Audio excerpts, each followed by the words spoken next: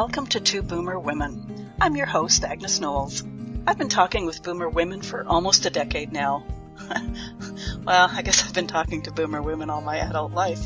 Reinventing myself several times along the way, though, but always focused on us, Boomer women. With this incarnation of Two Boomer Women, I'll be interviewing other women who have a message of interest for our demographic. If you want to hear about or learn about something specific, let me know and I'll find someone who understands us to talk about it. There's a contact page at twoboomerwomen.com. If you want to be a guest on Two Boomer Women, bring it on. There's an application form at the website too. Finally, this show is all about conversation. We women know its value. We know how to do it, and we must perpetuate the art form. So let's get started with today's show.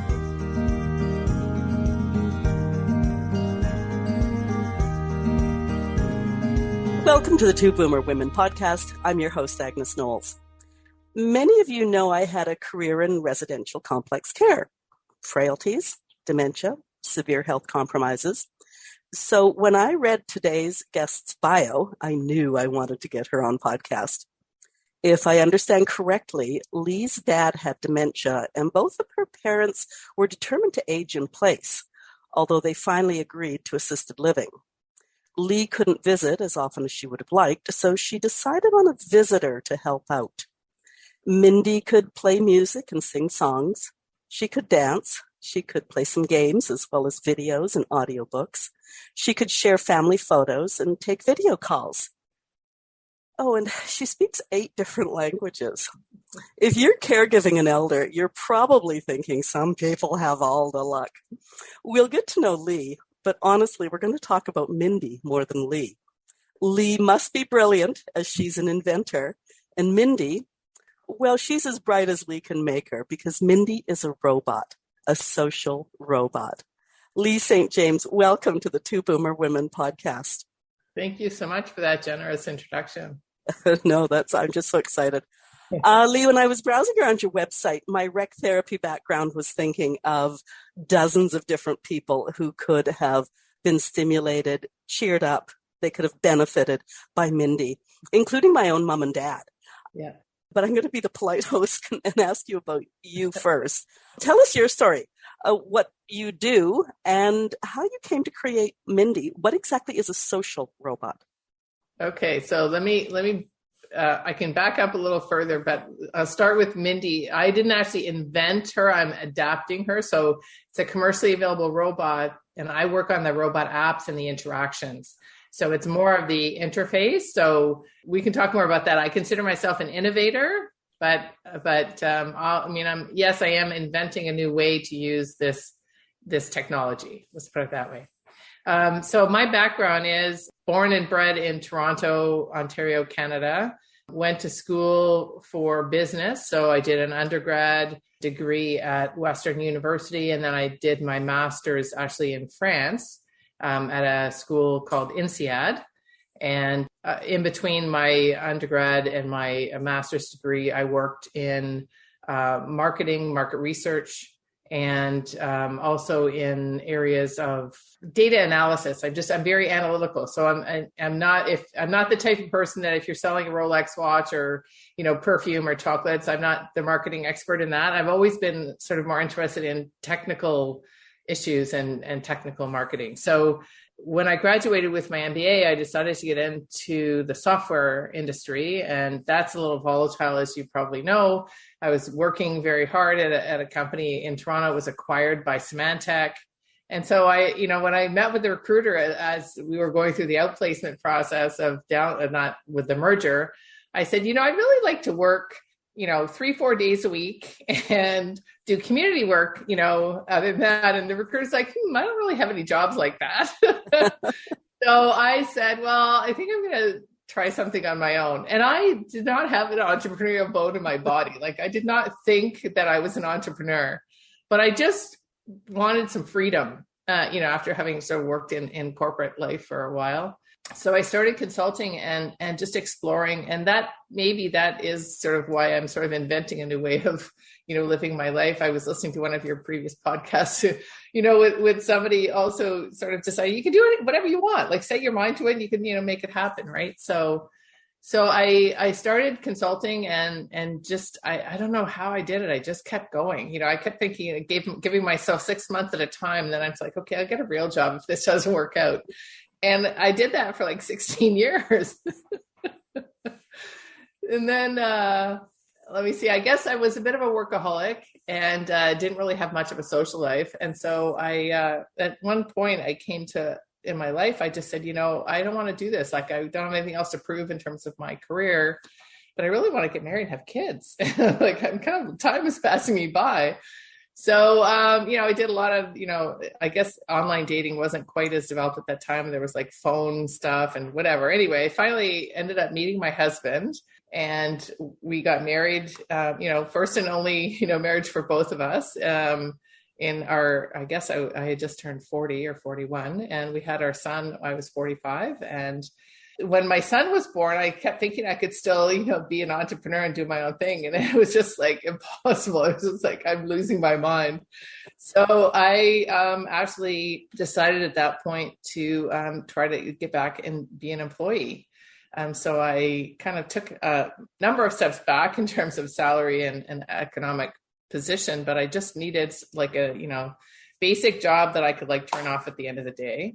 And I did that for about 4 or 5 years. And then again, went through a downsizing reorg sort of thing. They needed to like cut back on overhead or whatever. And I got laid off and I went, wow, it's really not, you know, as secure as one would think to have a full-time job. So I went back to being an entrepreneur. And I was consulting with a company that a brilliant woman wanted me to come in and help her scale her business, which I did. And then they were working on robot apps. And, you know, so I'm always constantly learning and, you know, and I love being a consultant because you can, you know, get exposed to so many different industries and so many different people. And so here I was, you know, commuting an hour and a half a day we were living outside Toronto and I was going into downtown Toronto and commuting. It was just exhausting, but exhilarating because, you know, it's kind of had my career mojo back. I was having fun. And then my parents started to experience some pretty severe, you know, health concerns. My dad was diagnosed with a form of dementia called Lewy body. And he would, you know, disappear. You know, my parents had sort of downsized to an apartment, but they, you know, my dad would like leave the apartment at 2 or 3 or 4 in the morning, having a hallucination that he had to get out. You know, he could be just wearing his pajamas. It'd be like minus, you know, 25 degrees Celsius. And, you know, my mom would find him, you know, or the police would find him and, you know, bring him home. So I'd get these calls as I'm driving into work in the morning, you know, your father left the apartment and, you know, I don't know where he is. And you're just like, what do I do? What do I do? Just that stress was just driving me insane. And I kept thinking, you know, robots should be able to help. And I just kept noodling it around. And I could tell that my father was getting worse. We were, as you said in your intro, we were able to get my parents into assisted living. Finally, they surrendered and realized that they did, you know, need some help. But yeah, I mean, we'll talk some more about sort of the evolution and how I actually launched Social Robots, but it was really my journey has been all over the map and fundamentally, you know, chose my family over, you know, my career multiple times. And I don't have any regrets. Yeah. And it's such a nice place to be as a woman if you can find that place where, you know, your work, career, whatever you want to call it, your family, your children, and your parents, as you say, that sandwich generation. You know, so many women struggle so hard and can't find the compromise. Mm-hmm. But when you can, it's it's pretty cool, pretty rewarding. Yeah. So, and one less stress. So yeah. Okay. I can see Mindy sitting beside you. Can you introduce me to Mindy? I just am so excited about this. Yeah. So for those of you who aren't, you know, watching this visually, let me just explain that Mindy is about 40 inches high. She has a round head with 2 sort of black eyes. In the eyes, there's a camera in one of the eyes. I'm just turning on power at the back. And she goes through a bit of a sort of a Tai Chi exercise. I've got her strapped to a trolley right now because I'm taking her out a little bit later. But she's got a 10-inch Android tablet on her chest. And this robot was initially designed for children. She's going to start talking soon, so she'll probably interrupt me and make sure that the Wi-Fi is connected. Oh. What can I do for you? Thank you for charging me, but I'm so sorry the phone mode will be disabled. I will play with you after charging. Mindy is open. Wi-Fi is connected. Action power connected. Okay, so I just raised the volume on her. As you can see, that's pretty easy. So if you know how to use a smartphone or a tablet, you can pretty much use this robot. And so what I'm trying to do with Mindy is to introduce her to recreation leaders and staff at retirement homes and long-term care facilities. I think in the US they call them nursing homes.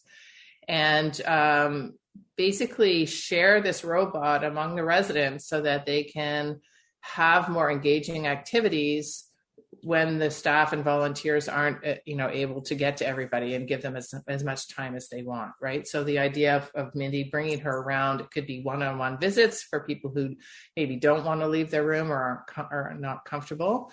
My father was a bit of an introvert, so he didn't really feel lonely, but he started to experience a lot of symptoms related to social isolation. He just wasn't engaging his brain enough and meeting enough people to, it impacted his cognitive health so badly. But the robot can also be used in group settings. So, again, many recreation leaders find themselves having to conduct group activities, and it could be, 5 people, it could be 10 people, it could be 40 people. And if it's just one person, that can be a little stressful and overwhelming for the staff or volunteers. And so Mindy can actually provide some extra attention and gives, the residents and what I'll call the guests, a little bit more interesting, activities and things to learn. So one of the misconceptions I think that people have is that once people go into these homes, they're kind of like, put out to pasture and there's nothing else for them to learn. But they're actually very excited to meet Mindy and really interested in seeing what can she do and how can they learn how to engage with her, right? So whether it's a math game or, listening to music and, reminiscing or learning new songs, right? It could be reading audiobooks. It could be playing word games or trivia, things like that. So we're constantly innovating new applications and new ways for people to engage with them. And it really is limited only by the imagination of the recreation staff at this point. And how hard is it for the recreation staff to program her? Like what role, how does she come? And then what role do they play in making her adapted to whatever the needs are? Yeah. So right now that's part of the service that we would offer. So we try to customize the robot for each facility. I mean, when I say customize, I'm not saying huge amounts of programming or whatever, just to be able to say, do your residents like Italian music, Irish music, Elvis, the Beach Boys, like tell me what they like and we'll, get it preloaded and ready to go on your device. What kind of games do they like? Oh, we're not sure. Okay, well, I try to make a number of games available to them and I can make it very easy to update. I'm actually working with a systems integrator right now to allow me or our head office to be able to remotely, upload new content and new apps. Sort of, if it's Christmas time, okay, here are 4 new songs that you can add, or here's, 4 suggestions of activities that you might do. Everybody. She's looking at a picture of my son on the wall and she thinks that's a person. So her kid. She moved. It was funny because her head started to move and I'm thinking, I was so engaged with her that I was like tuning you out for a split second. So, So the recreation staff really and volunteers, I keep emphasizing volunteers because it really is something that can be learned in about 10 or 15 minutes. If you know how to use a smartphone, the hardest part honestly is making sure that Mindy's set up and connected to a Wi-Fi or a hotspot. And that if you wanted to use certain things like movement and speech to text, you typically would have a separate tablet. You would basically connect the tablet to the same Wi-Fi and then you can, type in phrases or whatnot. The best use of Mindy, obviously, is if you plan the activities, right? So I have a study that's starting on Monday, and they have like 8 days of activities planned, very clear. And so the idea is so that I can prepare the robot properly, but then also the staff, they'll know, okay, I need to, I know we're going to be meeting these 6 residents. Okay, type in advance, hi, Mary, hi, Jane, hi, Joe, whatever, then the speech to text the text to speech function is, faster rather than having to type it in as you're, doing it live sort of thing. So those are some of the ways that the robot is being used and can be customized, but a lot of it is just asking people, what would you like to see? What kind of music would you like to listen to? What games would you like to play? And then, going to the robot. So the robot has a tablet on its chest, as I said. It has songs, stories. I've downloaded certain games, word games, jigsaw puzzles, and things like that. This is still sort of at an MVP stage, I would say, minimum viable product. So trying to expand and raise funding so that we can get custom apps made, right? So many of the apps right now, they're available for free for download off Google Play Store. They have a lot of pop-ups, and their whole revenue model is trying to get people to sell things and buy more stuff after you've got the free stuff. And what I'm trying to do is to be able to sell the robot to the retirement home with a number of apps that are custom designed without those pop-ups, without those annoying requests for your password or login using Facebook or whatever. I don't want any security issues when we go into these facilities. So nobody's adding, their credit card or their, name and email or anything my like name that. is iPal. So she just said, hi, my name is iPal. So that's one of the things I'm trying to modify is to be able to get her to say her name is Mindy sort of automatically. So there's a robot operating system and then the Android tablet operating system, and they connect to each other. Right now, I don't have permissions to edit the robot's operating system, but I'm working with the manufacturer to allow that to happen. So if a facility conceivably had, I've got a billion questions, say two social robots, could one be named Mindy and the other Joe or something? Yes. Well, in fact, I have Mindy. I chose the name Mindy after doing like a baby name search. And it was like after the German for love and the Greek for honey. And, I thought it was wonderful. And I think it's also traces back to the name Melinda, which is grace or something like that. It's graceful or something. So I sold my first two robots to Canada College in North Bay, Ontario. And they because they were getting confused about calling them both Mindy, they called the other one Mark. Oh, no. That takes you back for those of us who remember Robin Williams and that wonderful TV series, Mark and Mindy. So I thought that was kind of funny, but not intentional. But people can name their robots anything they want. And that's one of the other things. Can you be my friend? I'm just going to touch the top of her head. So if I touch her head, she will. I need a rest. So that's just an easy way to get her to stop interrupting you. So where was I in terms of naming them? So one of the things that's different about, a tablet or your cell phone compared to a robot is that, people don't typically name their tablets, but everybody names their robots. So I use the name Mindy because I love it so much. And there are lots of Mindys out there. But if you have multiple in one facility, you can name them whatever you want, right? So I have lots of names. I mean, the robots that we worked with at the original facility, we had Greek god names like Safi, and we used Leo was one of my fun little names, and I have a French robot that I call Remy. So, there's lots of different ways. I've got another in our roadmap, one to help kids with bullying called Rocky, so you have to come up with these names just to, have fun with it and feel like you're dealing with a persona, because that's really what I'm trying to do. Right. So you mentioned earlier that Mindy has speaks 8 languages. She also has 12 different voices. So you can pick different voices. Oh my goodness. So I've chosen to send her out and set her up with a young girl's voice, but you can have a British, female, an Australian male voice. You can have a young boy. You can have, there's all kinds, and you can also adjust the speed of which she speaks and the tone. So again, because certain people have hearing deficits, or they, and you can, you saw me adjust the volume. There's lots of different ways that you can use this technology to help people. But for me, it's really important, and I'm now getting around to finally defining what is a social robot.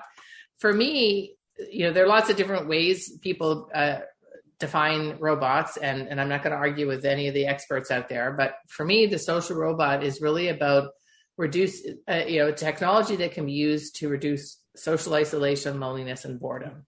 So I'm not looking to vacuum, like so people have Roomba vacuums or whatever, the different, tools that you have, service robots to, carry trays of food in a restaurant or whatever. That's great. And they're very helpful. But I think that there's this area of social connection and engagement that is really undervalued in our society. And especially after COVID, like I launched this business in the fall of 2019.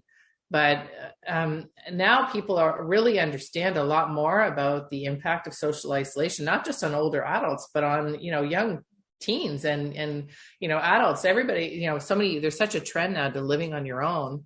And with COVID, people just started to, get a little angry and down. And there's lots of different research on the impact of social isolation. So for me, social robots and the business that I founded, I used that very generic name, social robots, because, I think that it's important to realize that robots can be used to help us, and it's not to take over jobs. So, one of the concerns that a lot of people have in North America, especially, is, all the robots are going to take our jobs. And that's tracing back to the collapse of the manufacturing sector and the, transformation of a lot of industrial processes to use automation to, eliminate dirty, dangerous, and dull jobs.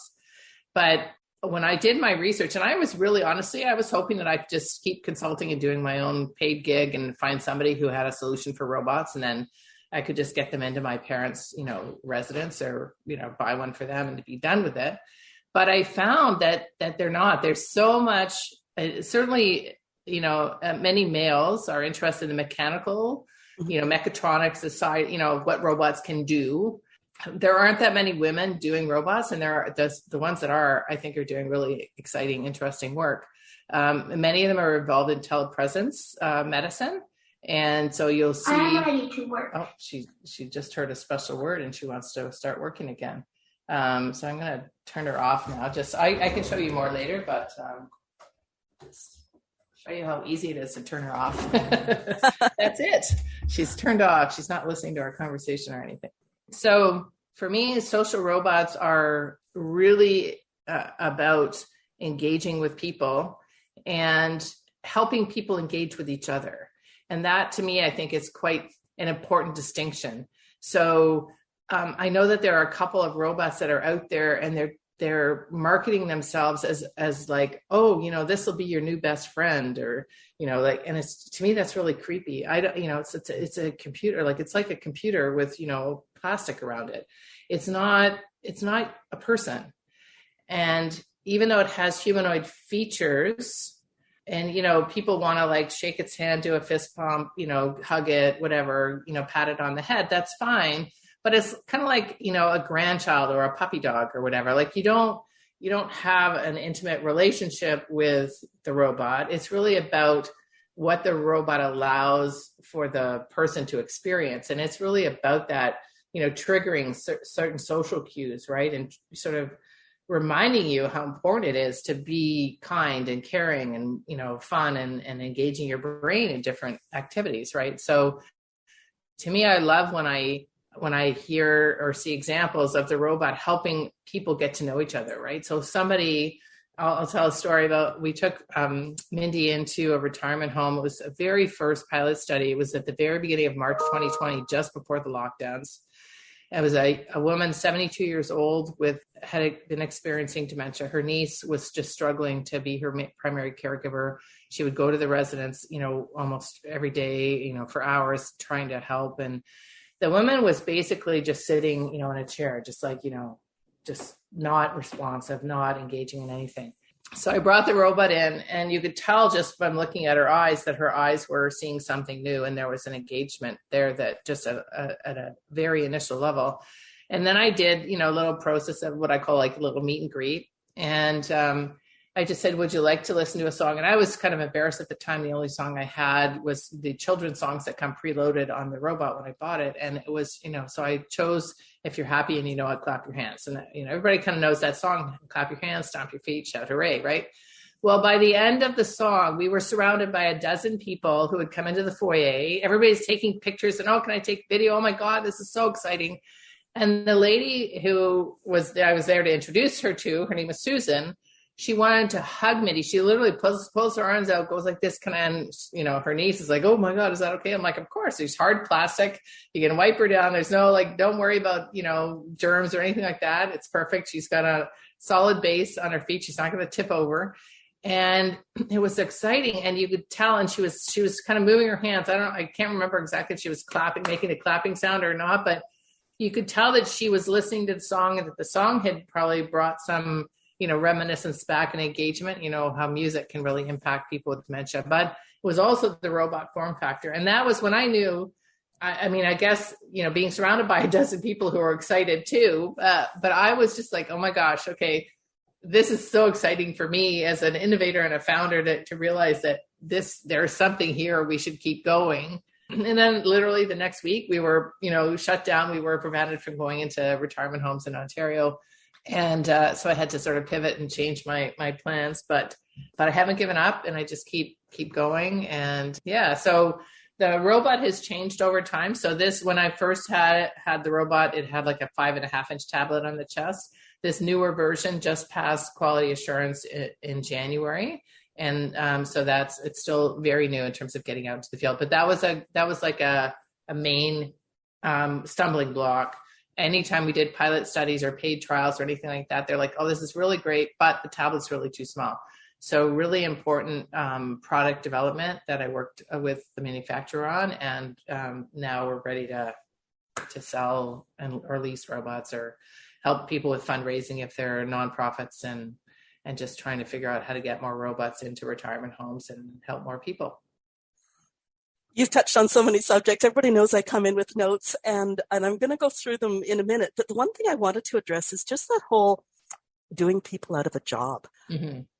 I've worked at one site where I was the activity person. Okay. And that's hard. There's no way you can service very many people, even the large group activities.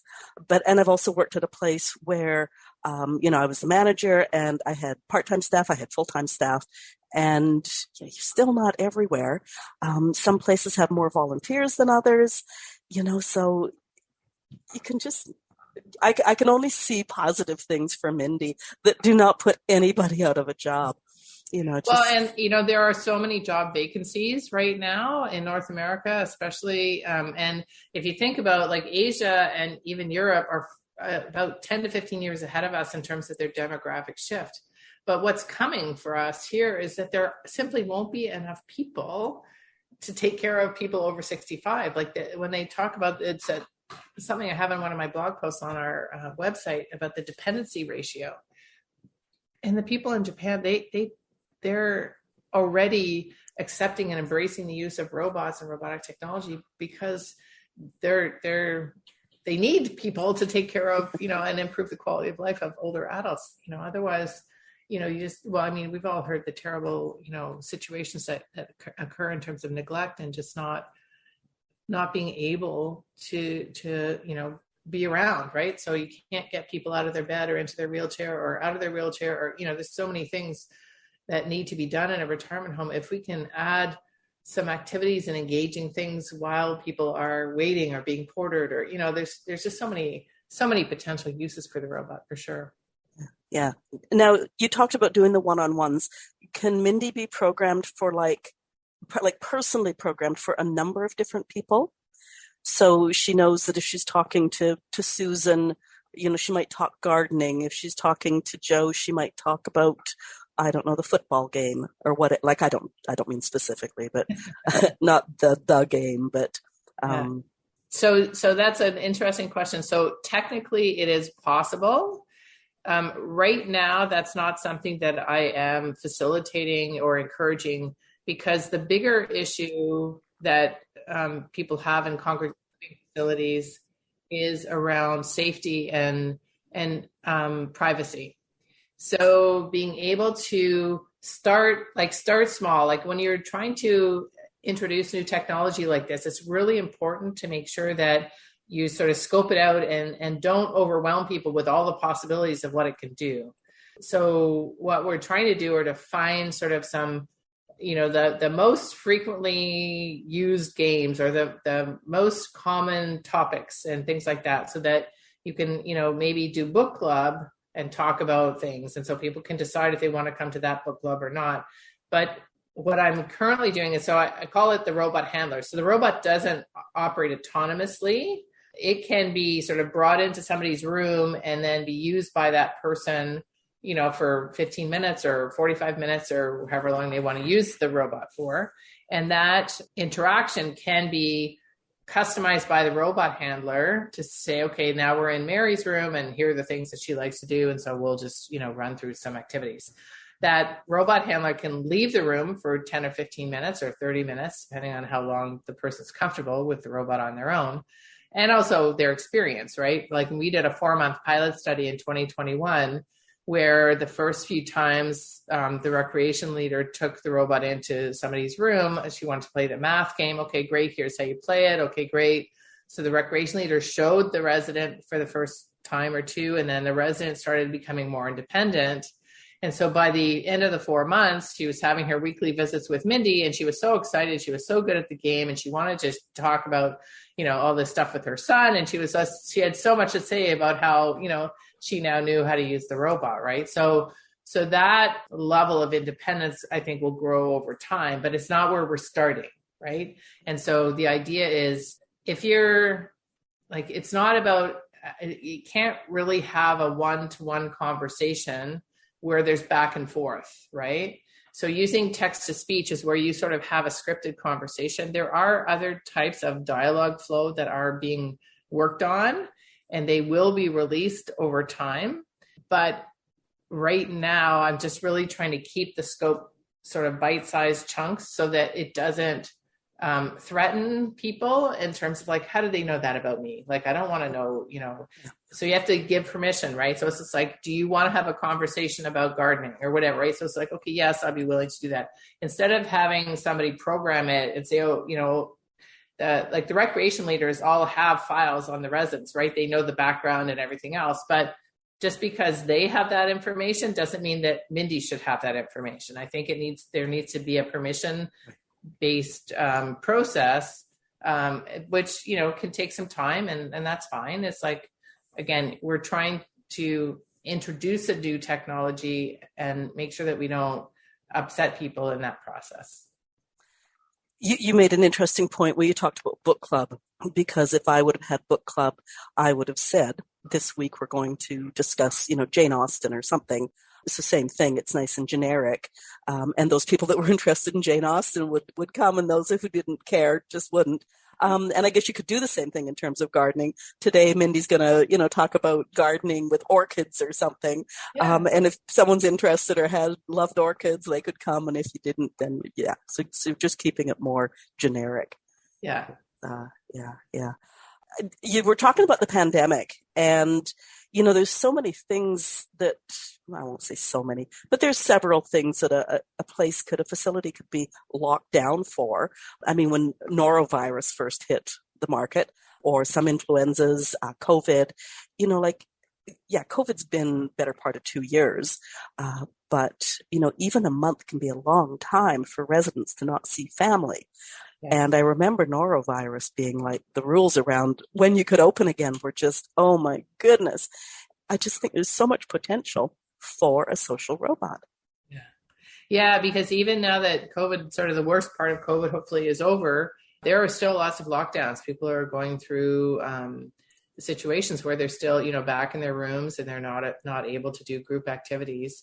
And it could just be for a week or, maybe a month. But I think that even though it's stressful for the staff, I think that the attention has been on like following the rules as opposed to realizing the impact on the residents. And that's where, this idea of social isolation, loneliness, and boredom is, I kind of keep coming back to as my 3 mantras. It's like, I've been interested in the retirement home sector since my grandmother went into a nursing home back in the late 80s. I volunteered in retirement homes, and just the number of people, just sitting in their wheelchair and, their head kind of hanging because it's heavy and just not not engaging with anybody, but feeling like that's the best they can do. And I mean, I love the people who, God bless them, who work in retirement homes. I think they're like so heroic, but the constraints on them are just so severe as well in terms of funding and budgeting. And also just, the work itself is exhausting. So to be able to bring some joy and some lightness and some fun into that environment, to me, is just so essential. And so, yeah, I mean, I think, it's still in its early stages, but the idea, I think, has legs, and I'm just kind of building awareness and trying to find partners and, like-minded individuals. And I'm so delighted that you have sort of share the vision that I have of realizing that we have to find ways to embrace new technology. We can't just keep doing things the way we've been doing them and hoping we'll find more people or find more money somewhere someday. It's just like, it's too late for my dad, but it's not too late for others, right? So I just keep looking for, grants for, fundraising. Like, I'm just like, I'm open to all kinds of solutions. And yeah, it's, I think there are, if I'm not mistaken, 5,000 baby boomers a week are retiring in Canada. And I think it's more on the order of 50,000 in the US. They're about 10 to 1 to us. So, baby boomers maybe have 15 years before they go into an assisted living facility. But, so if you're 80 years old, where do you go? You need help, and you need, maybe it's 85, whatever. But it's really, I know it's a bit futuristic still, but that's okay, because I want these robots all over the place when I Well, even preparing for this, I'm thinking, okay, when I post this on social media, I'm going to tag that person, this person, because, like a bunch of my Facebook friends are from previous careers in elder care. And it's just like, oh man, like all of them are just going to be so excited with this concept. So we thought a bicycle with a wheelchair on the front was exciting, but this is just amazing. And so many residents that I encountered, that I met, they were still curious. They're in care for a reason, but it doesn't mean that they've lost their curiosity or their interest in things. And I can see, like, if Mindy's even just talking to an individual in the dining room, that, there's going to be a dozen people just keeping an eye, curious, checking it out. And they're going to either wander over or get their wheelchair a bit closer because they're curious. Yeah. So if there's anybody that sort of goes like, oh, this isn't going to work, it's probably management or staff. It's not going to be the residents. Well, the funny thing is that staff absolutely love Mindy as well. They're wildly curious about her. When we did our pilot studies last spring, so again, we did Community Foundations of Canada facilitated a couple of pilot studies that I was able to do, one at a retirement home and one at a long-term care facility. Very different, sort of life stages for many of the residents, and fabulous learning. And when we were going in, I had two assumptions. One, that in terms of social isolation and loneliness, that on average there would be about 20% of residents in the retirement home would be experiencing that. It's gone up since COVID, but that was sort of the number. But it was more like 50 to 60% in long-term care facilities. And then I thought maybe 50% of people, 1 and 2, would be willing to see Mindy again, and that Mindy wouldn't be for everybody. And that was okay with me, right? Like, I was really totally prepared for Mindy to sort of turn some people off or, whatever. And what we found was 96% of people wanted to see Mindy again. That doesn't surprise me in the least. And it was the 4% of people that were like, nah, it's not really my thing. We're really focusing on the fact that it was childlike. And that's partly because it's still an MVP. It's not fully polished. I'm not like a multi-million-dollar company, running all kinds of customized apps. But so they were seeing, that there were some of those songs that I mentioned earlier, like If You're Happy and You Know It, that they thought, oh, that's too childish. I'm not interested in that type of thing. It's like, okay, but what are you interested in? Right. So there was never that sort of follow-up to say, would you be willing if we had this, So I was blown away by the 96%, but then also realized that even the 4% I could probably get to, over time. So that was quite encouraging as well. That's amazing. As I say, 96% doesn't surprise me in the least. Now, okay, let's just talk about Mindy. If say a family member is watching this and they're living in Regina and their mom is in care in Toronto, could they conceivably buy, and I realize there's a price tag to everything, but if they had the means, could they buy their mother her very own Mindy? That's an interesting question. So yes, of course. But I'm really trying to focus on getting Mindy into community settings. So it could be day programs, or it could be retirement homes or facilities, because I really do believe in the idea of sharing the technology and using the technology to help people connect with each other. So there are tabletop robots. The LEQ is out there that can be used for people at home. Even Alexa Echo Show, can be used, and you can do video calls and things like that. So I think that there are other types of technology that are probably, more appropriate for one-on-one visits. I'm hoping to actually get a tabletop version of Mindy that's on the roadmap for the manufacturer. So I'll let people know when that's available. But truly, I'm discouraging people from buying a Mindy for themselves, because I really think that furthers the focus on like just one person at a time. I think it's really important for Mindy to be used as a way to draw people out into those group activities that maybe they aren't, maybe they're not like a joiner and they don't like to come out to the group activities. But if they had Mindy in their room, with a one-on-one visit for half an hour or an hour one day, and then they knew that Mindy was going to be out, in the music room playing, whatever songs from the 50s or whatever, then maybe they would be tempted to go and sit and enjoy or, do other activities, right? So I think that my focus really is on solving the problem, not on selling as many robots as I can. For me, the social isolation and loneliness and boredom are the key things that I, think are important for people's health and their, mental health as well as their physical health. And so that's really where I'm placing my focus. Well, it's interesting too. And I'm going to talk about myself. I'm not dissing any activity staff out there, but those darned activity staff, sometimes they put you on the spot for an answer or an experience. Whereas Mindy just sort of engages on that more generic level. You can probably sit at the back of the room with Mindy and not be called on specifically. So once again, for those people who aren't super social, or, or my dad was a grumpy old guy. He didn't want to be in the center of attention or even part of the groups. But if he was on the fringe, he would have been really taken with Mindy. I know that. So. Yeah. Now, the other thing you mentioned was the graduation from a 5-inch monitor, a 5.5-inch monitor to the 10-inch. And one of the things I thought about was because the monitor is mounted on a 40-inch robot, is those arthritic fingers or the weak hands that have so much problem with like either holding a tablet or pressing the right button. That's a secure mount that makes it probably easier for, that older person to actually push the button that they need to push.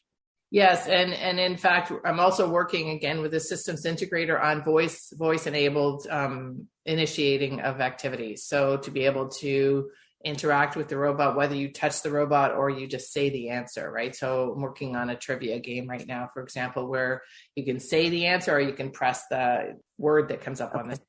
So again, I appreciate all of the expertise that you have in terms of, there are both physical limitations, auditory and visual, right? So if there are ways that we can make this technology more accessible for everybody, that's kind of, part of the roadmap. But again, it all takes money and time. So we'll get there when we get there.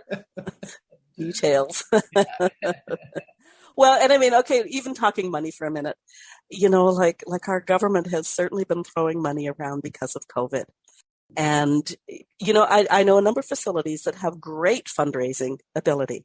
But then there are some that don't, so somewhere along the way to factor in, like if you have X amount of staff, well, you have X number of Mindys as well, because Mindy can still be there under lockdown, whereas a volunteer can't. Yeah. Yeah. And I mean, Mindy, I've got her plugged in right now. I'm pretty sure that she's charged enough that I could have her move her hands and arms and things if you were interested. But the thing is, you plug her in overnight, or, I guess you could do it while I'm doing it during the day. And then, you can take her around to people's rooms and then, out into common areas, and then again, plug her in overnight. So she's there when you need her. And, so if somebody doesn't show up, maybe the guitar player's sick or the bingo caller doesn't show up. Well, okay, Mindy's here today to do this, right? So there are some backup plans as well that, that can be used. And I really do encourage people to realize that I'm not promoting Mindy as a replacement for those other live forms of entertainment. And, Mindy can't do arts and crafts, right? Like, she has arms and elbows, but, she doesn't, like, her fingers don't, do things, right? So it's important to realize that there's a whole, scope of activities and things that are valuable for people. And really, this is about augmenting, the teams that are there and the residents themselves. I mean, I have a vision where, at least maybe in nursing homes or long-term care facilities, I still think there are some people who could be trained to use Mindy and be the robot handler. But I would love to have residents be, the robot handler for a day or whatever, right? So that they have a sense of purpose, like, okay, my day with Mindy, or I have a half day or 2 hours with Mindy, and I take her around and I help other people, right? So to me, there's really some interesting ways that older adults can learn how to use the robot and come up with new ideas for things that we should be developing, right? So that constantly being part of, developing an online community of best practices where people can share ideas, right? We did a pilot study at Christmas time. Keep saying pilot study. I should use the term properly. It was more of a trial visit. And a volunteer came in on the weekend to call bingo, and they saw Mindy for the first time, and they thought, oh, I'm going to have Mindy call bingo. And the residents were just overwhelmed with excitement, that Mindy could call bingo, right? And it was a very manual, slow process with, the person typing in, B15, N32, or whatever the right number is, and then having Mindy say that word. But it's that kind of creativity that, I don't live, day to day as a recreation leader in a retirement home, but I want all those ideas so that we can find ways to get Mindy to, build in those capabilities and have some fun with it. Yeah. Well, and just even speaking about the bingo caller, is now you have two forms of entertainment. You have the actual bingo game, but then you have this person going, okay, I can do this. I'm going to tell Mindy what to say, so once again, as I say, two forms of entertainment in one. And residents love that. And even just speaking about residents being the Mindy handler, I used to have at every election, like either federal or provincial, I'd have the local candidates in for an all candidates meeting. And I would just be blown away by some of the concepts and questions that residents would ask, and you sort of think that they're old and frail and they're not tuned in, but no, they're really smart. So, I learned to never underestimate residents. So, so they'd be able to figure that out, or some of them would. No problem at all. Okay. I just love this. This is great. Okay. Show us Mindy. Tell us what she can do. So let me get her turned on again.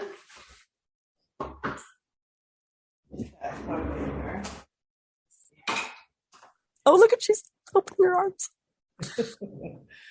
So I'm just getting my tablet started up and running. Okay. So when you turn her on, she stretches her arms. Yes. Her tablet comes to life. Wake me up. What can I do for you? Mindy is open. Wi-Fi is connected. Okay, is that volume okay? I can turn her up a little bit. Yeah, no, I was just thinking that she speaks slow enough to understand, or to be understood. Thanks for coming to see me. Okay, so my tablet's just taking a little bit of time to... Well, and I can see that voice too. I can't speak to the fellas, but especially the women would remind them of a grandchild or something like that. So, you can't help but love her when she starts talking with that lovely little voice. And I realize you said she could have other voices, but I should think it could be interesting to see what would be chosen. Yeah, so let me just see here. My tablet. Hi, good news. Okay, so there's an app on the tablet called iRemoter. Let me just turn this up so you can see it a bit better. And so basically, the robot is connected to my Wi-Fi. The tablet connects to the same Wi-Fi. And then I press the little robot button and I wait for the robot to appear. Let me just make sure that my Wi-Fi is connected. As I said, the hardest part is getting the tablet connected to the robot. There it is. Okay, so now the robot shows up there and I connect it. And now all the media that's on the robot appears in the very first column. And then there are phrases in the middle here. And then arm movements in the third column. And then facial expressions in the fourth column. So I usually start with the arm movements because that's always the thing that gets people a little bit. Let me just make sure that you can see her there. So if I do, she just puts her arms on her hips. Oops, wait a sec. She just disconnected somehow. So there she puts her arms on her wrist. That's called arms akimbo. That's this one here. Okay. And then So somebody could conceivably play Simon Says with her then. Absolutely. Yeah. Yeah. So Mindy says, do this. Mindy says, do that. That's right. Yeah. Hi, good news. Hello, my name is Mindy. I like to visit retirement homes and meet new people. Would you like to hear a song? I like to visit retirement homes and meet new people. I got impatient and I pressed it too fast. So the second time. So yeah, and then in terms of the songs, so let me just see here if this will play. I'm not sure if it will play or not. Yeah.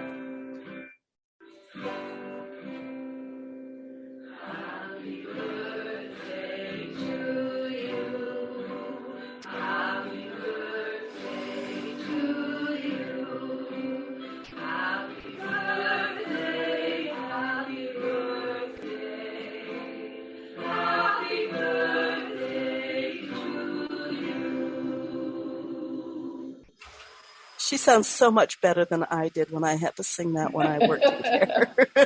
I see my sister and her children, or her daughter and son-in-law, who are professional musicians.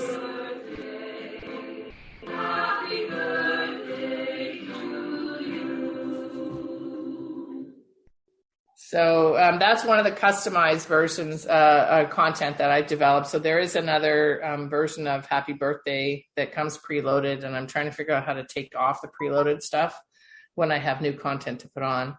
But yeah, so there are facial expressions as well. I'm not sure if you can see that she has sort of LED lights for her eyebrows and her mouth. I did notice that in one of the videos on your website. Yeah, and so you can have her do different things, including looking surprised, naughty, being shy, and she also, oops, that was she stuck her tongue out when she was being naughty. And then, hi, good news. And then there are also LED lights around her eyes. So for example, I think when she's thinking, there's one that says thinking, and so the light kind of goes around as if your brain is sort of thinking. So yeah, that's happening now, and her eyebrows kind of go up. So it's fun. They have different things that they do. Now, when you talk, when you're explaining this to me, she's looking directly at you. Whereas when she was singing Happy Birthday, she was sort of looking straight ahead. Did you do that, or does she sort of echolocate your voice? So it's the robot operating system is using the camera in her eye. She's trying to figure out, there's a person here, because they sort of recognize something that's human-like. Yep. And so you sort of move her around. So right. Yeah. And then she kind of gets lost. So you can see that she's moving around now as I sort of move my face around.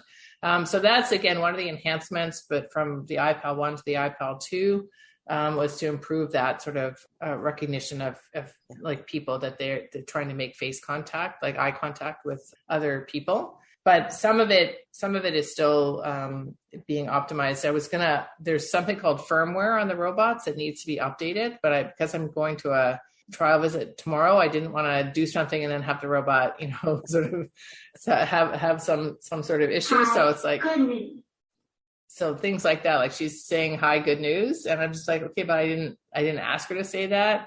So that's kind of unprompted. That's within the robot operating system. And I'm trying to figure out what's involved. And I'm sure that if I had a really good app developer on my team, that I could get that resolved fairly quickly, but I can't afford one right now. So It'll all come in due course. That is just absolutely amazing. Now, I'm going to back the bus up, even sort of pre-podcast.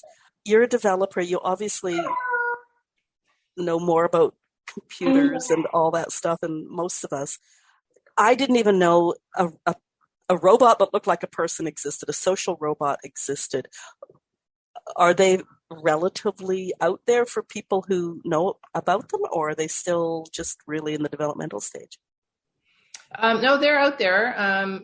Again, more in Asia and a little bit in Europe than they are here in North America. So the company that manufactures this robot is actually focusing on the education market as their sort of market entry into the US. And so they are really focusing on schools. And so that's why all the preloaded content for children and things like that. So there are a number of applications around social robots that are, different form factors. So again, probably have seen or heard of the Pepper robot, which went into a lot of banks. So we saw that a lot in 2018 when we were developing apps for banking and automotive. And the Pepper robot initially was designed in France, bought by SoftBank out of Japan, and then they've ended up stopping production on the Pepper. But it did get into a number of big banks, and even Humber River Hospital in Toronto has one as a greeter.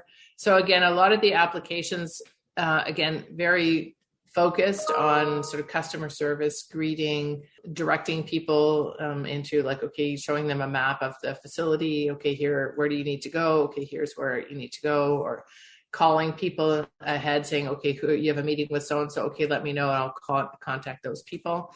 So that's sort of some of the enterprise level applications. I would say retirement homes are a little bit of a different market. And there are not that many retirement homes that are embracing this technology yet. They obviously have been through, a huge crisis for the last couple of years. They have a lot of things that they are trying to resolve at this point in terms of their processes. So, try to be patient and build awareness so that they can be used to address a problem that's really important to me. But obviously they have to weigh all the different priorities and problems that they're trying to solve. So.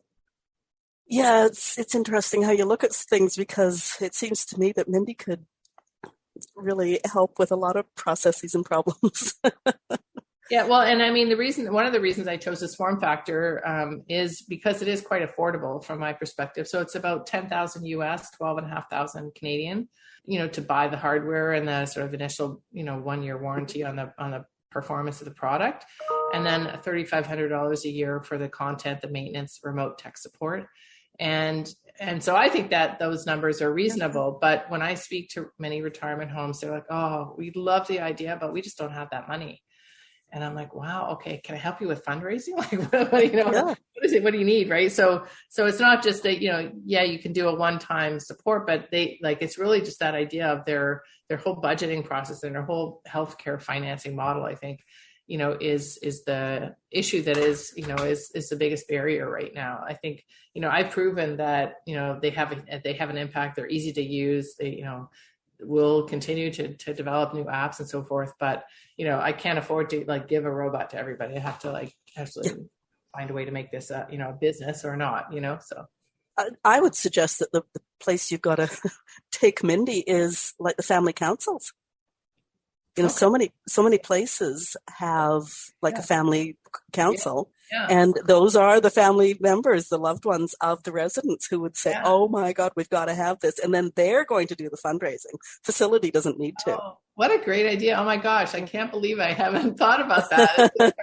I keep thinking, targeting the recreation leaders, and they're thrilled with the concept. Yeah. They just don't have the budget authority. And I'm like, oh, the family council is where the budget decisions are made. Well, it's not even, they don't have budget decisions necessarily, but they have the ways and means to do fundraising. Right. Yeah. Thank you. Because for every daughter that goes home, she's got like a dozen friends.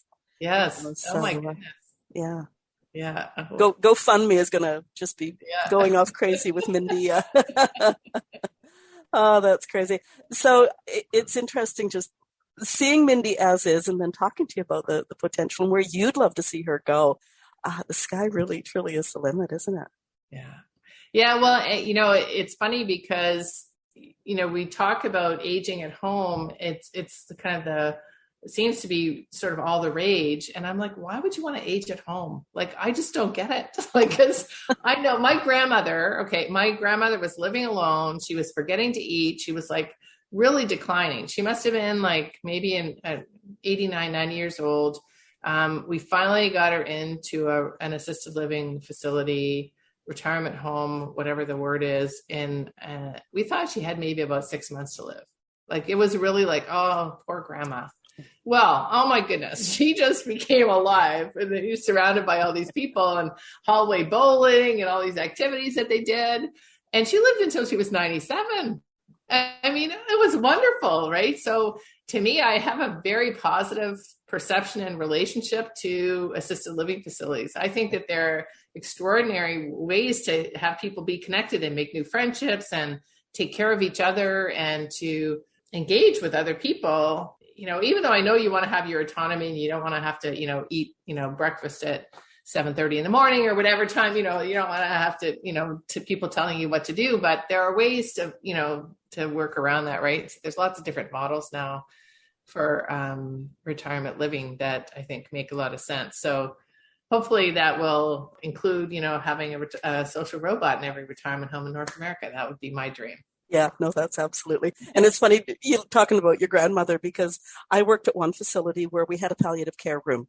So, for those because we were still on 4-bed wards, for those last week or so, we finally got rid of the palliative care room, because as soon as somebody moved in there, they would, they had their privacy, they had attention, and it was a lovely room. They would live for a couple of years. So okay. Oh my goodness.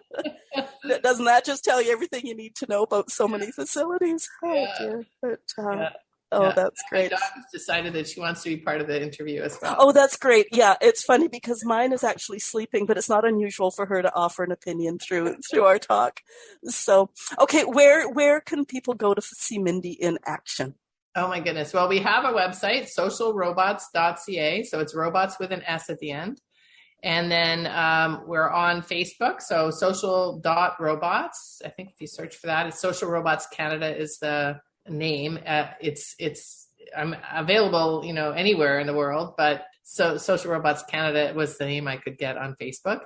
And then, those are the two probably most likely places, but we have all the different social media. I'm on Twitter and so forth. And my email, if people want to email me, lee@socialrobots.ca. And I look forward to hearing from you and, making this a regular thing. I was so excited to be part of your conversations. And when I saw your website and all the wonderful women you've had conversations with, I'm like, oh my gosh, it's so great to feel part of a new community. And that's really what you're creating. So thank you. Well, and thank you for that, because that is my goal long term, is to have this, community of amazing women. So yeah.